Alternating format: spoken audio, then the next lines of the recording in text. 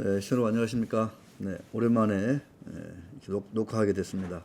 날씨가 엄청 덥죠, 무덥죠. 뭐 태풍도 오늘 나온다고 하는데, 저도 어제 간만에 이제 그 북한산 한번 가봤는데, 뭐 땀이 정말 평소 등산의 한 3배 정도 이렇게 땀이 내리는 것 같아요. 그래서 모자에서 땀이 그냥 뚝뚝뚝 떨어질 정도로. 그래서 더위에 고생하시는 분들은 이열치열이라고 한번 강추드립니다. 강추. 한번 너무 무리하지는 마시고 야산을 좀 소금, 한 손에는 소금, 한 손에는 초콜릿이나 사탕 들고 이렇게, 그 다음에 등산에는 시원한 물, 이렇게 3가지만 들고 한 1시간, 2시간 정도 뭐 이렇게 산책 정도만 하셔도 땀이 한 5kg는 빠질 것 같습니다.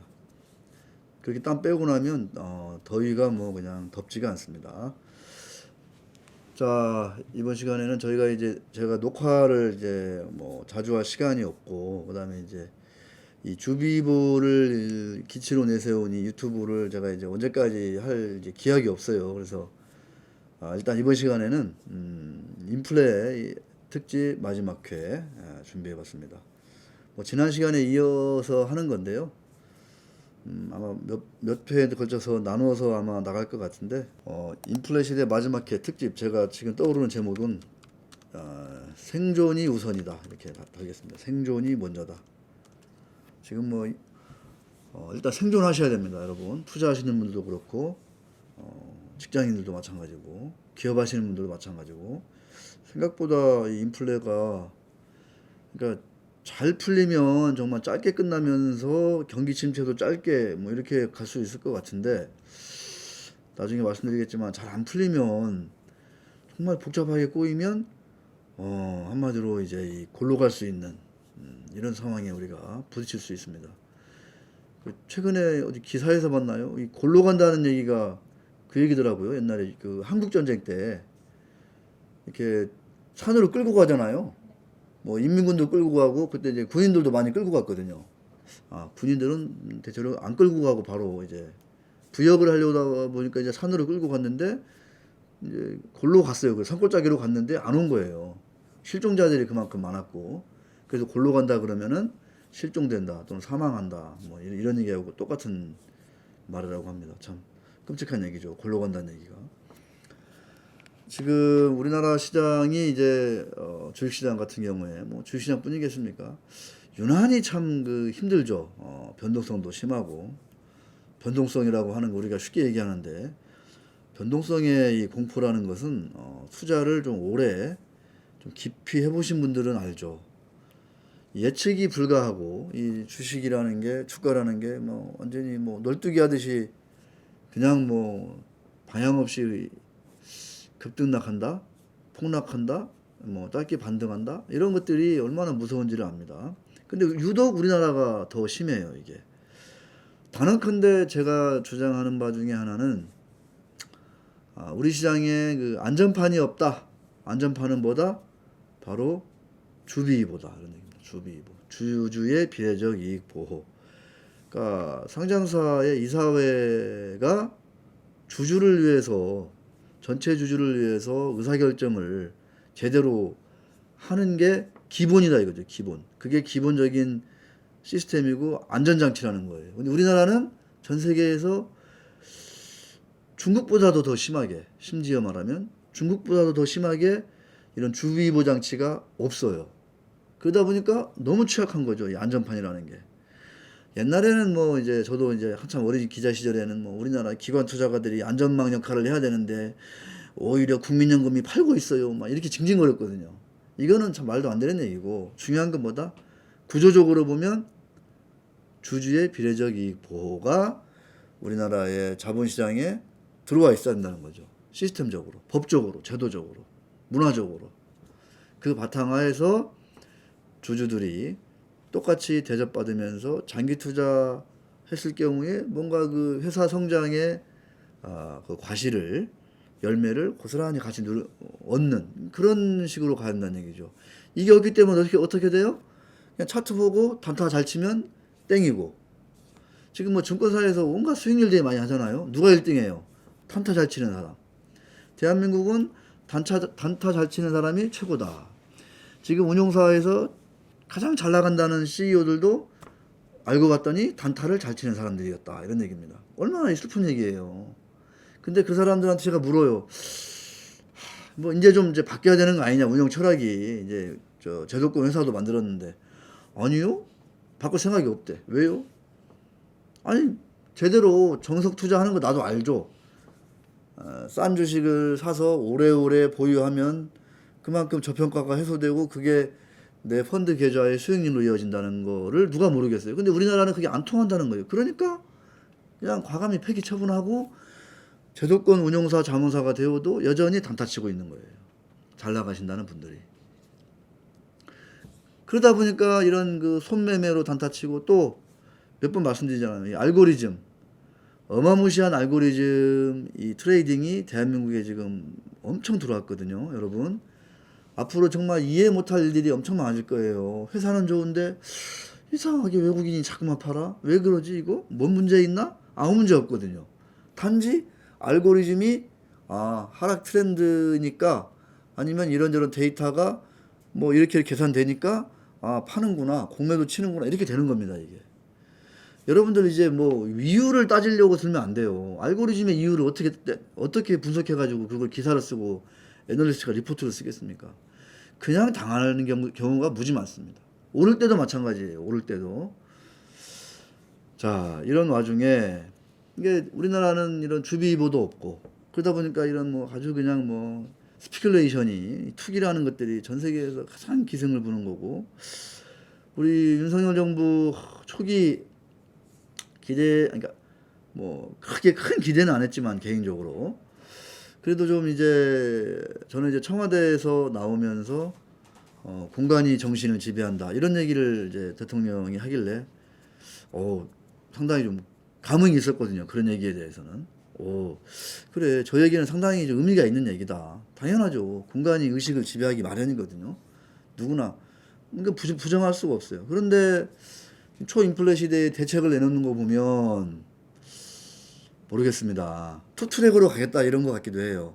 한쪽에서는 지원, 한쪽에서는 뭐 이렇게 통화량, 뭐 이렇게 흡수, 뭐 이렇게 한쪽에서는 풀고 한쪽에서는 흡수하고 이렇게 갈 것 같은데 위태로운 좀 줄타기가 아닌가 이런 생각이 듭니다. 이 법인세 인하 같은 거 저는 조금 몇 년 뒤에 해도 될 것 같은데 이 시기에 법인세 인하를 해야 될 것이냐 모르겠습니다. 또 기업들 입장에서는 뭔 소리냐 지금 기업 실적이 지금 꼬꾸라지기 직전인데 너무 적절하다 이렇게 얘기할 수도 있을 것 같아요. 하지만 큰 틀에서 보면 법인세 인하가 인플레 대책은 아니다라고 말씀드리고 싶고 그 다음에 이제 부동산 시장도 지금 대대적인 규제 완화가 이루어지고 있지 않습니까? 이런 것들도 보면은 인플레 대책은 아니거든요. 사실 어떻게 보면 그렇습니다. 그 다음에 이제 주식 양도세 100억 넘는 이제 대주주에만 양도차익 과세를 하겠다 이렇게 가는 것 같은데 이것도 역시 좀 모르겠습니다. 증시 부양책으로 볼 여지도 있어요. 하지만 좀 너무 이렇게 부자 감세가 아닌가 이런 생각이 듭니다. 인플레의 그 다른 이면은 뭐다? 양극화다 이겁니다. 양극화. 왜? 인플레는 그냥 증세예요. 별로 소리 없는 증세, 영수증이 없는 증세. 이른바 부가가치세거든요. 초인플레는 그 부가가치세를 더 세게 때리는 거고. 그런데다가 예를 들어서 50억 이런 주식 부자들에 대해서 양도소득세를 매기지 않겠다. 이런 것들 역시 이제 부자 감세거든요. 양극화를 더 부처질한다는 거예요. 상당히 조심을 해야 됩니다. 오늘이 녹화가 7월 4일 오전 9시 20분인데요. 현재 시각. 오늘 아침 한국경제신문 일면 하단에 그런 기사가 나왔습니다. 저는 그 기사 보고 그 한경신문을 좀 약간 다시 보게 됐습니다. 뭐냐? 대한민국은 이 셀러리맨들 그 과세 표준 있지 않습니까? 연봉이 3천만 원까지, 뭐 5천만 원까지, 1억까지, 뭐 1억 5천까지, 2억까지 이렇게 과세 표준 구간이 있어요. 이 과표 구간에 따라서 세율이 달라지거든요. 예를 들어서 5천만 원에서 1억이다 그러면은 소득세가 예를 들어서 제가 그 정확히 기억이 안 나는데 한 25%다. 그럼 당연히 이 누진세니까 이제 5천만 원 이하에 대해서는 뭐 한 20% 미만으로 물류 이렇게 돼 있어요. 그런데 이 과표가 대한민국은 10년 넘게 똑같다는 거예요. 과표 구간이. 이 얘기가 뭐예요? 인플레를 반영하지 않는다는 얘기예요. 이 과표 구간에. 그럼 어떻게 됩니까, 여러분? 인플레는 이렇게 지난 10년 동안 예를 들어 물가가 거의 더블로 됐다고 치자 이거예요. 더블로 됐어요. 그러면 내가 예를 들어서 내 월급이 더블이 되어야 실질 소득이 똑같아지는 거잖아요. 그런데 인플레는 더블이 됐는데 과표 구간에는 이게 반영이 안 되는 거예요. 아시겠죠? 그럼 난 어떻게 돼요? 옛날에 1억하고 10년 전 1억하고 10년 후 1억하고 월급이 연봉이 과표 구간이 똑같은 거예요. 똑같아. 근데 10년 전에 1억은 지금으로 치면 2억이거든요. 2억. 그잖아요? 그래서 10년 전에 1억은 30% 예를 들어 30% 소득세다. 이게 적합할 수도 있어요. 그러면 10년이 지난 1억에서의 이 과세는 어떻게 돼? 소득세는 낮아져야 된다는 거죠. 인플레를 반영해서. 근데 그게 똑같은 거야. 그럼 이게 뭐냐? 그냥 증세인 거예요. 증세. 이 공무원들이 그냥 너무 쉽게 이 월급쟁이들 상대로 엄청난 증세를 하고 있다는 얘기입니다. 미국이나 주요 선진국 어떻게 하냐? 해마다 인플레를 반영해서 과표 구간을 조절한다는 거예요. 인플레가 올라가니까 과표 구간도 올라간다는 거죠. 소득도 올려준다는 얘기예요. 기준도, 소득 기준도 인플레에 따라서. 우리는 인플레는 올라가는데 소득은 똑같아. 그러면 10년 전에 1억도 30%, 10년 후에 지금 1억도 30% 내야 되는 거예요. 10년 전에 1억 벌어가지고 30% 내면 7천만 원. 10년 전에 7천만 원이면 할 게 많았어요. 부자예요, 부자. 근데 이제 10년 지나가지고 똑같이 1억에 대해서 30% 떼고 7천만 원 가지고 요즘 뭐 7천만 원이 10년 전에 7천만 원하고 이게는 뭐 완전히 다르죠. 이게 말이 안 되는 거죠. 집값이 그동안에 몇 배가 됐는데요. 똑같이 뜯어낸다는 거예요. 그러니까 소득세가 어마무시하게 거친다는 거예요, 지금. 그러니까 공무원들이 손 안 대고 코 푸는 거죠. 이거 참 머리가 좋은 것 같아요, 이런 거는요. 자, 하여튼 갑자기 한국경제신문 기사 보고 나서 내가 약간 좀 감흥도 받고 화도 나가지고, 자, 다시 이제 본론으로 가서. 인플레, 초인플레, 전쟁, 호환, 마마보다 무서운 게 뭐다? 바로 그 중에 하나가 인플레다, 인플레. 첫 번째는 이제 가렴 주고 가정이 맹오다 한 이런 세금. 아까 말씀드린 세금 무서워요. 자, 우리 옛날에 그 불법 비디오 보면 앞에 나왔죠. 우리 은상 씨는 그런 그거 봤어. 그 세대예요. 예. 전쟁 호환 마마보다 더 무서운 게 이제 불법 카피라는 건데 전쟁 호환 마마보다 무서운 존재들 일단 불법 카피. 그다음에 호환은 호랑이. 옛날 얘기니까 호랑이. 마마는 이제 천연두. 막 이렇게 막 얼굴에 막 이게 쩌는 거 있잖아요. 아주 무서운 거죠. 평생 간다는 거, 마마. 그다음에 이제 불법 카피, 복제. 그다음에 이제 우리가 얘기했던 세금, 가렴 주구라고 우리가 이제 많이 이제 사자성어도 했죠. 그다음에 이제 요즘 이제 같은 경우에는 장마, 무서운 장마, 열섬 현상들, 뭐 가뭄, 뭐 전 세계적으로 지금 기후 기상 이변 이런 것들 얘기할 수 있을 것 같고, 그 다음에 이제 제가 이 시간에 얘기하는 초인플레다. 전쟁 호환 마마보다도 더 무서울 수 있다. 우리 생활에 있어서는. 자, 그런 차원에서 이 인플레 마지막 시리즈 여러분들 한번 잘 보셔야 될 것 같습니다. 자, 이런 상황에서 우리 시장은 지난 상반기 특히 이제 전 세계에서 가장 낮은 주가 수익률을 기록했다 이런 얘기입니다.